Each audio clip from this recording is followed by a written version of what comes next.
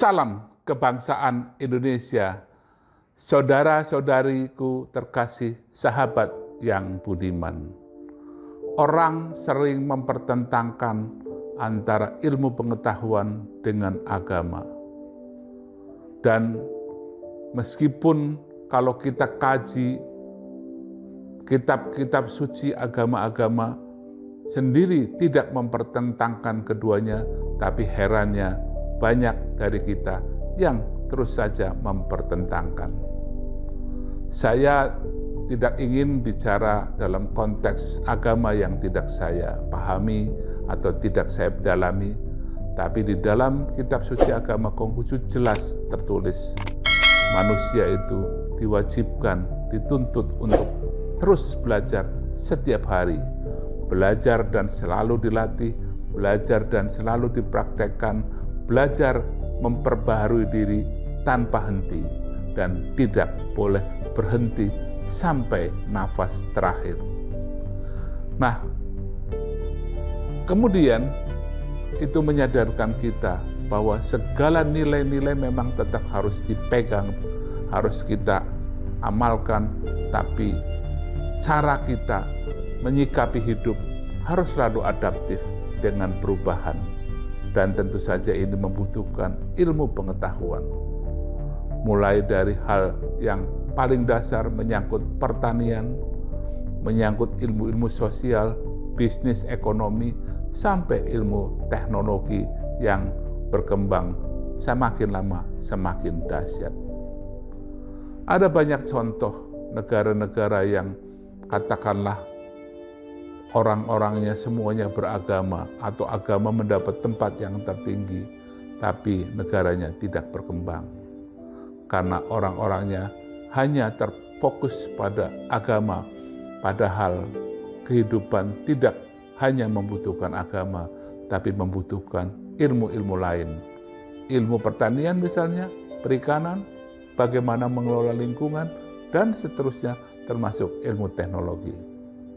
Sementara ada negara yang melupakan sama sekali agama. Semata-mata semua usahanya hanya untuk mengejar kesejahteraan. Apa yang terjadi? Ada problem sosial.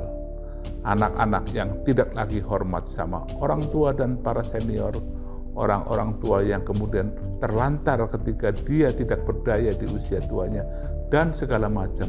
Sehingga negara itu akhirnya sadar untuk memasukkan nilai-nilai agama meskipun tidak menyebut bahwa itu berasal dari agama, atau bahkan tidak disebut agama, tapi nilai-nilainya diserap. Tapi kita semua tahu bahwa nilai-nilai itu berasal dari ajaran agama. Nah, melihat hal yang sangat kontras antara satu meninggikan agama total, melupakan ilmu pengetahuan yang lain, sementara yang satu full total berbasis pada ilmu pengetahuan tapi melupakan agama, hasilnya tidak ada yang sempurna. Maka sebenarnya kalau kita kaji lebih jauh, kita harus ada keseimbangan. Di dunia ini membutuhkan faktor-faktor yang banyak, dan kalau kita simpulkan secara garis besar adalah soal moral atau agama dengan ilmu pengetahuan. Maka kalau sebuah negara ingin maju, apapun agama mayoritas yang dianut oleh penduduknya, haruslah tidak merupakan ilmu pengetahuan.